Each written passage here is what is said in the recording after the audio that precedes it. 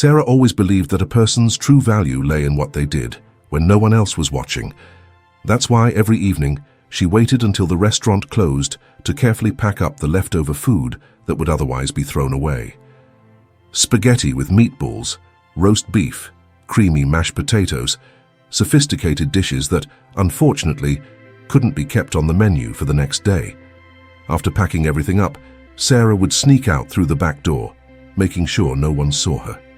And there they were, just as always, a group of children with hungry eyes, dirty faces, and hopeful smiles. "We have spaghetti tonight," Sarah would whisper as she handed out portions to each of them. And every smile she received in return made the risk she took completely worthwhile. But that night, as she distributed the food, a shadow appeared in the distance. It was Mr. Howard, the restaurant owner, storming furiously towards her. His face was red and his eyes sparked with anger. "Sarah, what do you think you're doing?" he shouted, his voice booming like thunder. The children shrank back, frightened. "How many times have I told you not to feed those vandals? I don't want that kind of filthy crowd near my restaurant." Sarah swallowed hard. She felt her heart tighten, but she remained calm. "Mr. Howard, I can't see these kids going hungry, knowing that we're going to throw away all this food." "That's not my problem," he shot back, stepping even closer. "If I catch you doing this again, you'll regret it." With her heart racing, Sarah watched as Mr. Howard walked away, muttering under his breath. The children, now silent, held their portions with trembling hands. "Go home now," Sarah said softly, trying not to show the fear she felt. "Everything's going to be okay." And for a moment, she almost believed it. Sarah didn't know that, on that very night, Mr. Howard hadn't just seen her. He had started plotting a plan to make sure she'd never do it again. The next day, Sarah arrived at the restaurant with a knot in her stomach. She tried to convince herself that nothing would happen. After all, Mr. Howard had to understand that she was only trying to help. But something felt different that morning. Her co-workers' smiles seemed more forced, and their furtive glances in her direction made her uneasy. What was going on? "Sarah, can I have a word with you?" Mr. Howard's voice echoed through the dining room, causing all the staff to stop what they were doing. He stared at her coldly and motioned towards his office with a nod. With a deep breath, Sarah followed him, feeling like she was walking into the lion's den. As soon as the door closed, Mr. Howard flashed a venomous smile. "I warned you yesterday, didn't I?" he said, leaning against the desk with an air of superiority. "Yes, but—" "No buts," he cut her off. "I was clear, Sarah. I don't want to see those kids near the restaurant. Do you know why? They scare off the customers. They dirty up the sidewalk. And now it's your fault. It's like you're bringing the city's trash to the doorstep of my restaurant." Sarah felt anger boiling inside her, but stayed firm. "That's not fair, Mr. Howard. Those kids aren't to blame for anything, and the food was going to waste anyway." He narrowed his eyes and crossed his arms. "Do you really think you can break the rules without facing consequences? I have something to show you." He pulled a brown folder out of the drawer and threw it in front of her. "Open it." Sarah hesitated for a second before opening the folder. Her eyes widened as she saw pictures of herself taken over several days while she handed out food to the children. There were also documents that looked like inventory records, all marked with food loss. "You've been spying on me?" she asked incredulously. "I'm not the one on trial here, Sarah," he replied, his voice cold and calculating. "You're stealing, and now I have proof." He leaned closer, the smile vanishing from his lips. "I want you to leave quietly. Don't make a scene. Just go." "You can't accuse me of theft for this," Sarah exclaimed, feeling a sense of urgency take over her words. "I wasn't stealing. I was helping." Mr. Howard shrugged. "That's what I'll tell everyone, unless you want to see this story blow up all over town. And then good luck finding another job." Sarah felt the ground disappear beneath her feet. He wasn't kidding. He was really willing to destroy her reputation. "Why are you doing this to me?" she whispered, her voice weak. "Because you disobeyed me." He stepped back and opened the door. "And now you're going to pay." Feeling defeated and with no way out, Sarah left the restaurant with the sense that she was walking towards her own downfall. Little did she know, The humiliation she would face was only the beginning of her struggle. Sarah never imagined how quickly everything would change. After her abrupt departure from the restaurant, it seemed as if every door closed on her. Wherever she went, she felt the suspicious glances and heard the whispers behind her back. Something was very wrong. "Sorry, Sarah, but we're not hiring right now." "Oh, you're the one who stole food, right? I don't think we need someone like that here." Every place she sought work gave her the same response. It was as if everyone already knew her story before she could even open her mouth. The rumor had spread like a virus. Sarah realized that Mr. Howard hadn't stopped at accusing her. He had manipulated the entire community, twisting the truth. Days went by, and with each passing one, Sarah felt the pressure mounting. Bills piled up. The small savings she had set aside began to evaporate. The phone calls from her landlord became more frequent and aggressive. He wanted payment, and he wanted it now. Then one day, as she sat on the empty living room floor, hugging her knees, she received a call that made her break down. "Sarah, you have 2 weeks to leave, or we'll have to take more drastic measures. The deadline's up. You haven't paid rent, and I can't wait any longer. But please, I just need a little more time," she pleaded, her voice trembling. "I'll get the money, I promise." "That's not my problem. Sort it out. 2 weeks." And he hung up. The phone slipped from her hands and fell to the floor. Sarah curled up, feeling the crushing weight of defeat. Where was the justice in all of this? Why did everything have to be so cruel? In the nights that followed, Sarah set aside her pride and returned to the restaurant where it all began, not to work, but to see the street children who still gathered near the dumpsters.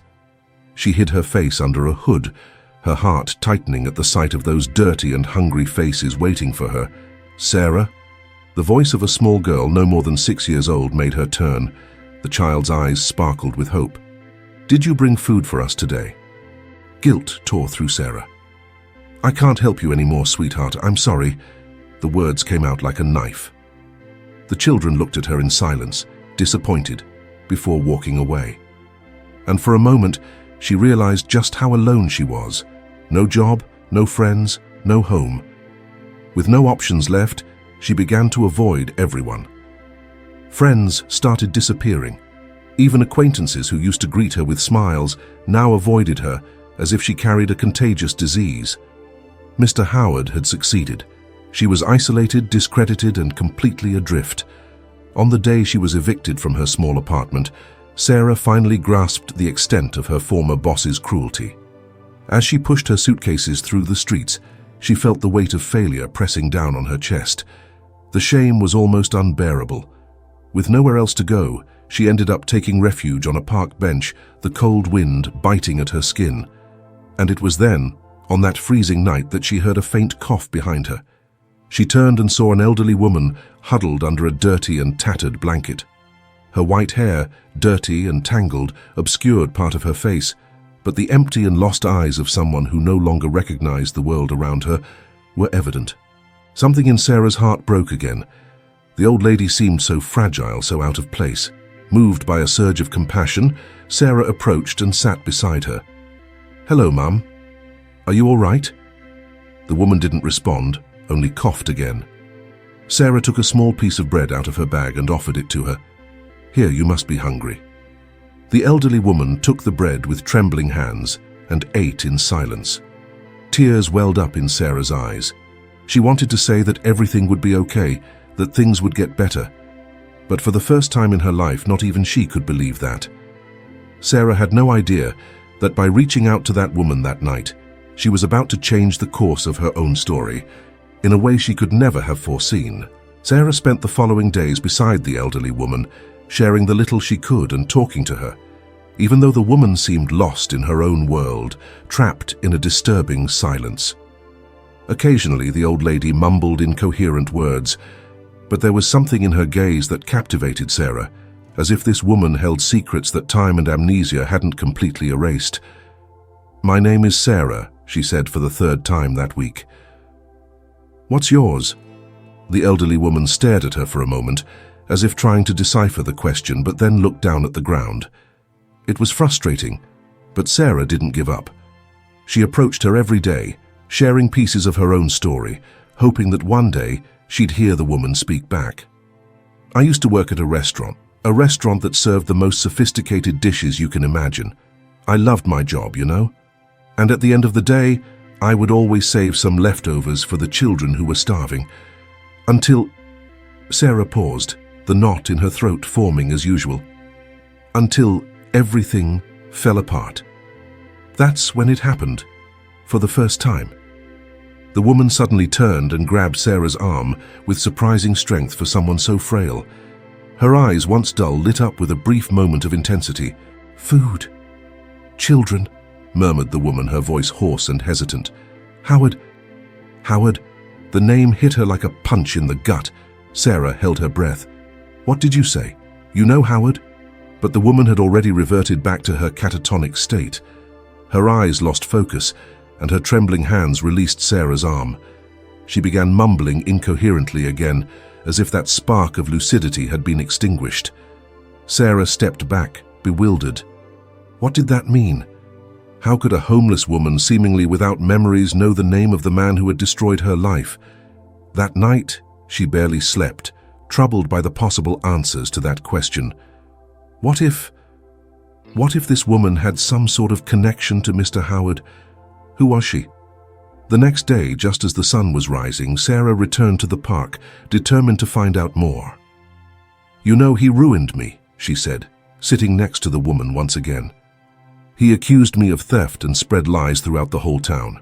Now I can't find a job or a place to stay, all because of him. I just wanted to help the kids, that's all." The woman, her head lowered, was whispering something repeatedly. Sarah leaned closer, trying to listen. "Howard, Howard, Claudio." "My son." Sarah recoiled, as if she had been shocked. "Your son?" Her voice trembled. This was crazy. What did she mean, son? Had Mr. Howard abandoned his own mother on the streets? No, that couldn't be true. And yet, the woman's voice seemed to carry an ancient and real pain. "He left me, at the hospital."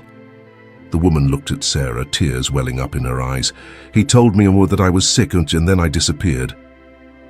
Sarah's legs felt weak. She couldn't understand everything the woman was saying, but one thing was clear. She wasn't just another homeless person.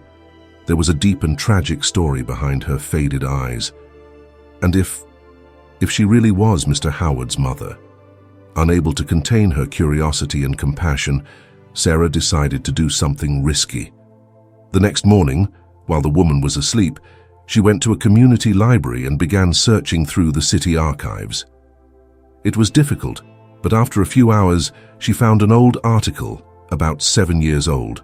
"Central Hospital holds charity auction for the recovery of Beatrice Howard, businesswoman and philanthropist after severe accident."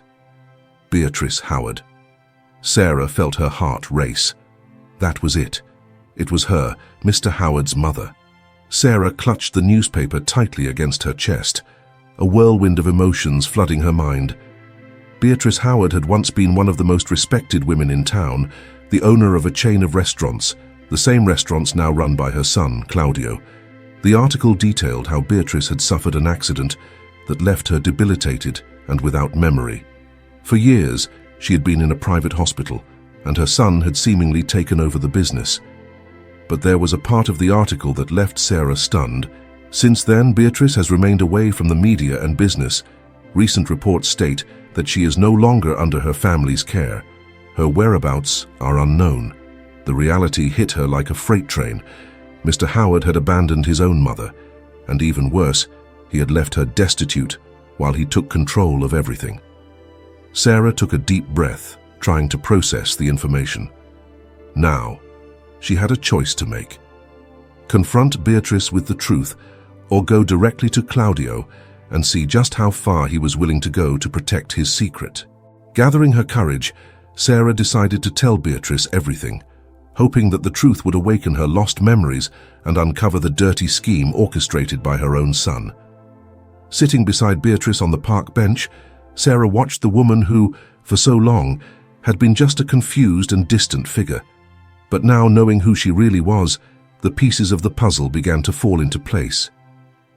"I found an article about you, Beatrice," Sarah began softly, as if speaking to herself.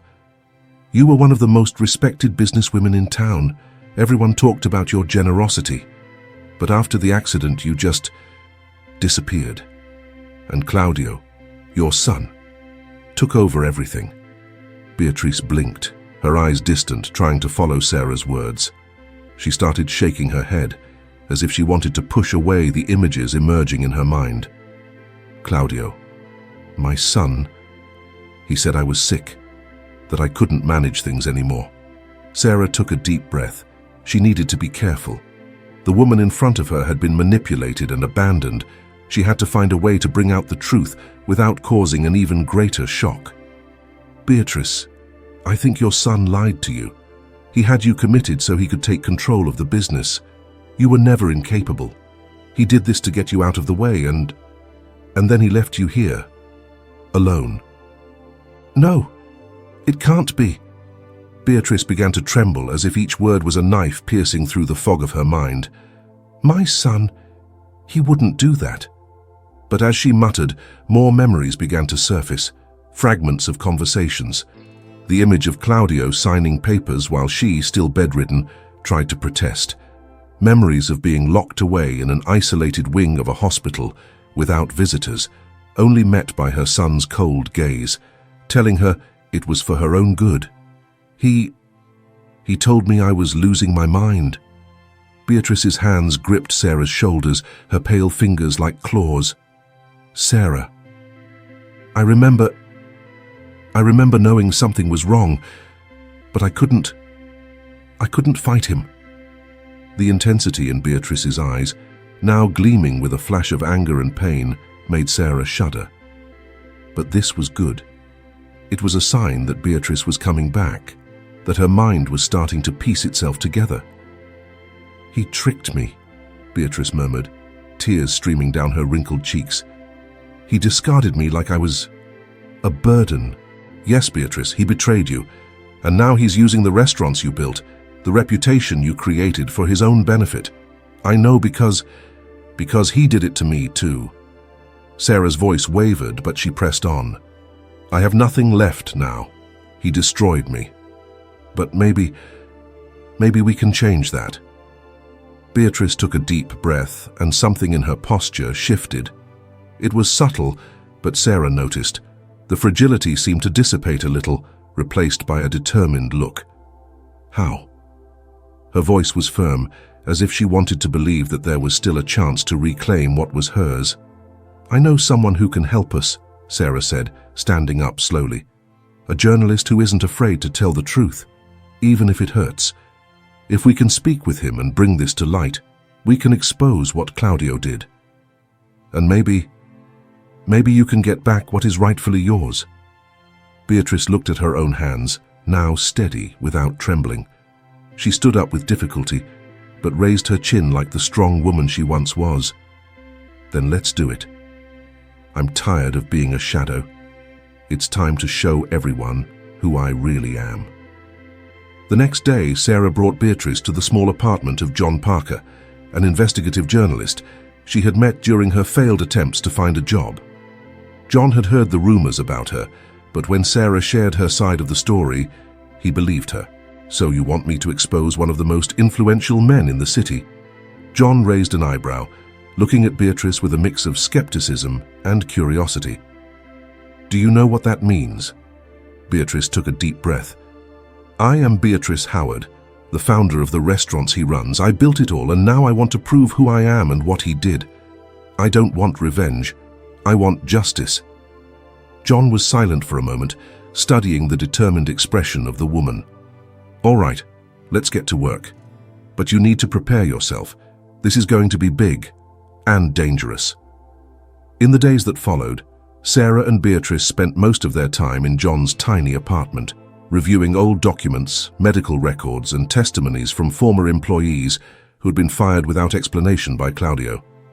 The story that emerged was far worse than Sarah had imagined. Claudio hadn't just manipulated his mother to take over the business. He had been embezzling large sums of money from the restaurant chain's accounts, falsifying records, and pressuring suppliers for kickbacks. He was a complete fraud. Determined to confront Claudio and expose his true nature, Sarah and Beatrice prepared for a grand entrance at the central restaurant of the chain. The showdown was about to take place, and nothing would ever be the same again. The night was particularly busy at Howard's Fine Dining's flagship restaurant. The room was filled with well-dressed patrons, soft lighting illuminated the crystal chandeliers, and the sound of clinking glasses blended with the constant murmur of conversations and laughter. It was the kind of night when Claudio felt on top of the world, the king of an empire built on lies and deceit. He had no idea what was about to happen. The restaurant doors burst open with a bang. All eyes turned to the entrance where Sarah and Beatrice, dressed simply but full of determination, walked in together. Claudio, who had been chatting animatedly with a group of investors, turned pale. His expression shifted from surprise to fury in seconds. "What the hell?" he muttered, already rising to his feet. "What are you doing here?" Beatrice stepped forward. For a moment, the entire room fell silent. "I'm here to take back what's mine, Claudio." The shock was evident on his face. He looked around as if expecting someone to tell him this was a joke. "Mother, you're alive?" Claudio's voice trembled slightly, but he quickly regained his composure. "What do you think you're doing? You're embarrassing yourself. Get out of here before I call security." "Security?" Beatrice repeated, her voice dripping with disdain. "Maybe you should call them for someone else. Maybe for yourself, after everything you've done. How many times did you lie to me? How many times did you tell me I was sick, that I needed help? While you stole everything I built." The guests murmured, their eyes wide and curious. Claudio took a step towards Beatrice, his eyes narrowed in anger. "You don't know what you're talking about. You must have fallen for this woman's lies." He pointed at Sarah. "She's a criminal, a thief. She wants to destroy our family." Sarah felt rage boiling inside her, but before she could respond, Beatrice raised her hand, silencing her. "Who destroyed this family was you, Claudio. I didn't remember everything, but now I do." Beatrice's voice rose, strong and unwavering. "I remember you locking me away in a hospital and telling everyone I was out of my mind. I remember you signing documents to take everything that was mine. And when I was no longer useful, you abandoned me. You left me to die on the streets." A murmur of shock swept through the room. Claudio stepped back, nervous. "This is crazy. You're sick, Mother. I did everything for your own good." "No, you did everything for your own good," Sarah said, stepping forward. "While your mother was lost and without memory, you took everything. And it didn't stop there, did it?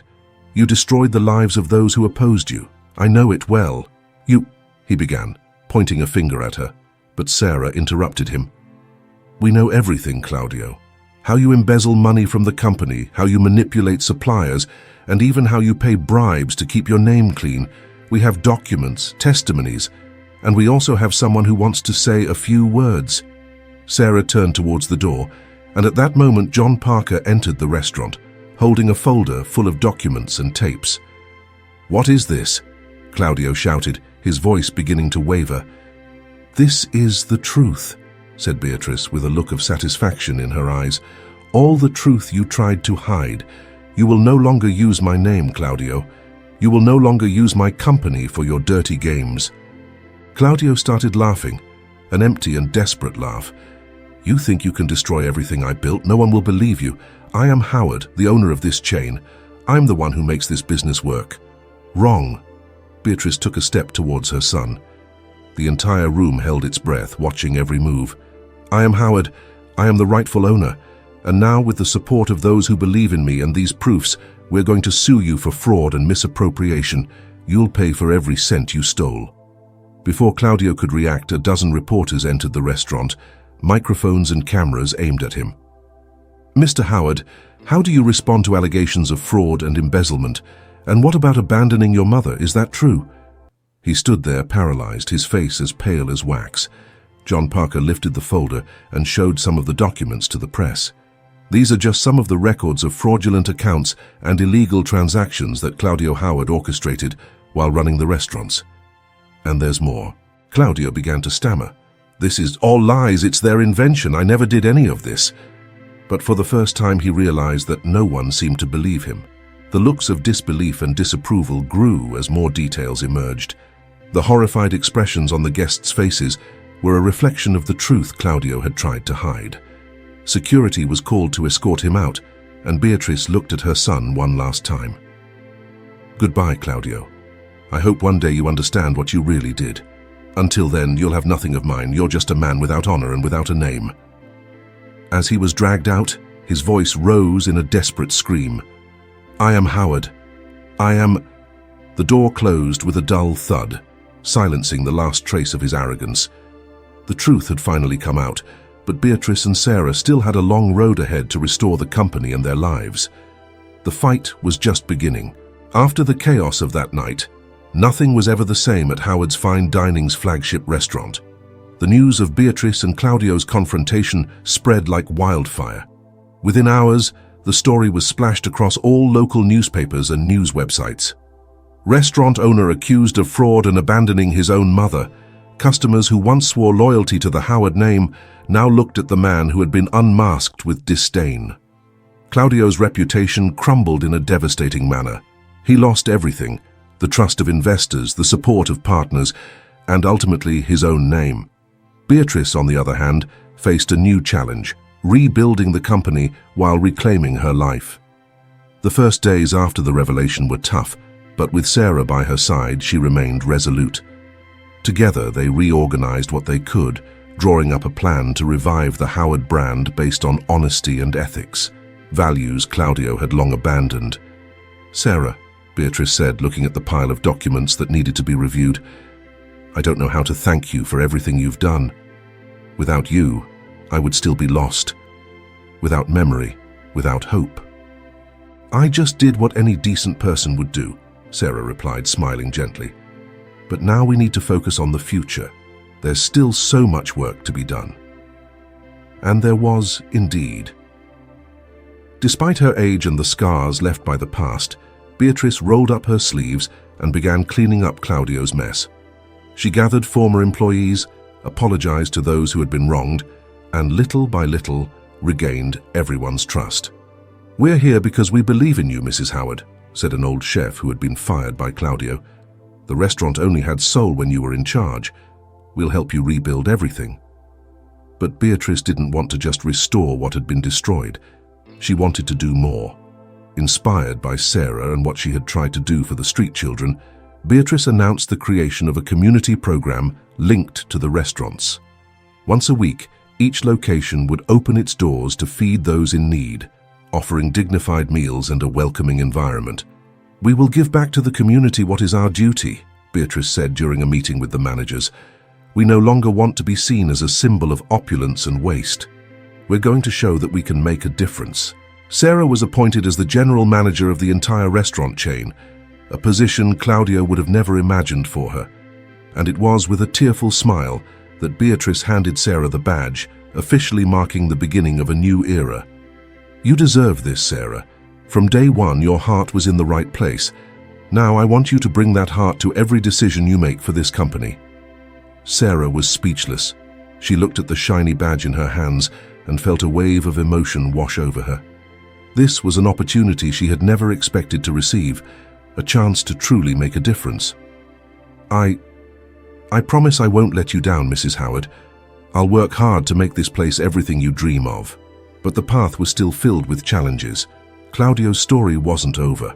Lawsuits began piling up against him, and with each new discovery, more stains appeared on his past: embezzlement, harassment of employees, and even threats to small local competitors. With each revelation, Claudio's fall became more severe, and the final blow came when he was officially expelled from the board of directors and from the family business. The Howard name, once synonymous with luxury, would need a new meaning to redeem itself in the eyes of society. Reporters continued to ask questions. "Mrs. Howard, what's going to happen to Claudio? Will he go to prison?" Beatrice looked at the cameras, her expression serene and determined.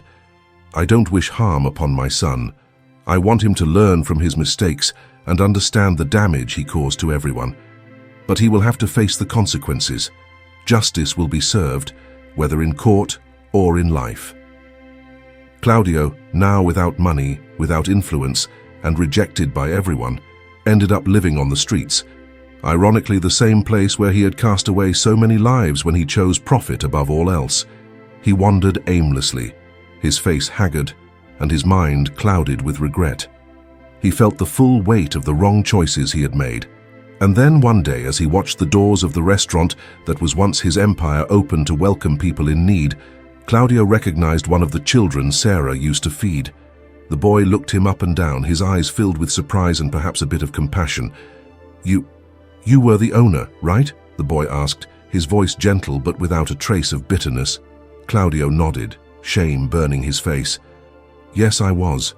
Sarah told me what happened." The boy gave a half smile. "She said everyone deserves a second chance. Do you want to eat with us?" The simple and kind offer almost made Claudio break down.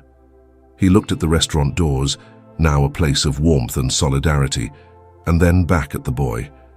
How had he fallen so low? The weight of regret crushed him, and Claudio realized that deep down, Sarah and Beatrice were offering him something he never valued: forgiveness. I don't deserve it." The words came out with difficulty, but the boy just shrugged. "Maybe not. But you can still try to be someone better." With tears welling up in his eyes, Claudio hesitantly stepped inside the restaurant. He knew it wouldn't be easy, but it was a first step, a small yet significant step toward redemption. Claudio's story shows that no matter how far someone falls, there's always a chance to rise again. In the final chapter, we will see how Sarah and Beatrice continue rebuilding their lives and the company, transforming not only the restaurants, but also their own paths forward. Months had passed since Claudio was exposed, and the real story came to light. The name Howard's Fine Dining began to take on a new meaning for customers in the local community. Under Beatrice's leadership and Sarah's direction, the restaurant chain transformed into a symbol of renewal, solidarity, and opportunity. The community meal program for the needy not only became a weekly event, but also inspired other businesses to do the same. Sarah, as the general manager, went even further. She implemented professional training programs for young people and the homeless, helping them learn new skills and reintegrate into the workforce. One sunny afternoon, Sarah found herself at one of the smaller restaurants, helping oversee meal distribution. As she looked around, she saw something that filled her heart with joy: smiling children, people chatting, and even some laughter echoing through the space. This was the true spirit she had always wanted to bring to the place. "You did it, Sarah." Beatrice's gentle voice sounded behind her. Sarah turned and smiled, shaking her head. "We did it, Beatrice. None of this would have been possible without you. I could never have gotten here alone." Beatrice smiled, her face glowing with a peace that Sarah had never seen before. "I was lost, Sarah, and you brought me back. Now I want you to carry this forward. I want you to keep making this restaurant a place that fosters love and compassion." Sarah nodded. "I promise." The days that followed were a constant reminder that despite the challenges, a new light had been ignited. Sarah came to be recognized not just as the general manager, but as the heart and soul of the entire chain. Employees admired her and followed her lead. Customers spoke about the positive energy that radiated from each restaurant, something that had never been felt before. Even the press, which had initially covered the scandal with fervor, began to follow the rebuilding process with interest. Interviews, articles, and even a documentary were produced, highlighting Beatrice's journey, Sarah's role, and Claudio's downfall. But one scene in particular stood out in that documentary. Claudio, now working as a volunteer in the community program, serving meals and helping wherever he could. His weary yet determined demeanor showed a man willing to redeem himself, even if he didn't expect forgiveness. "I destroyed everything," he admitted in one of the interviews, his voice heavy with regret. "And now I can only try to fix what I broke. I don't know if I'll ever regain my mother's or Sarah's trust, but I'll keep trying."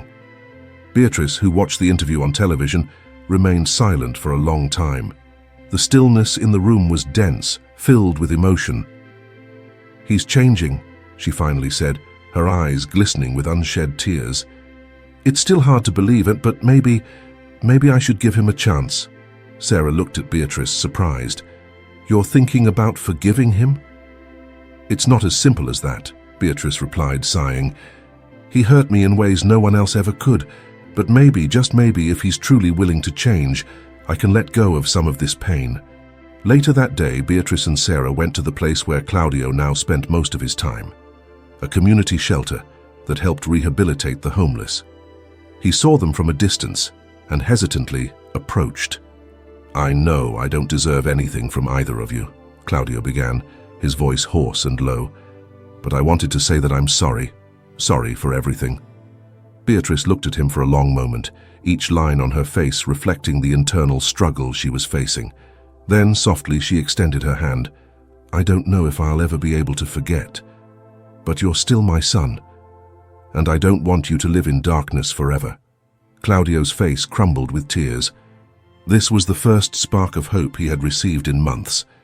Thank you, Mother. I promise I won't waste this. It was a moment of healing, not just for Beatrice, but for Sarah as well. Seeing the man who had caused so much pain now on his knees, begging for a second chance, was the perfect closure for that painful chapter in their lives. As the months went by, the restaurant and the community flourished together. Beatrice and Sarah's initiatives expanded, and the Howard brand became a benchmark for social and business initiatives, showing that it is possible to transform even the worst situations into opportunities for growth. The Howard name, once associated with arrogance and greed, now stood for empathy, justice, and renewal. And in every meal served, in every smile shared, and in every life touched, Sarah knew they were building something far greater than just a business. They were creating a true home.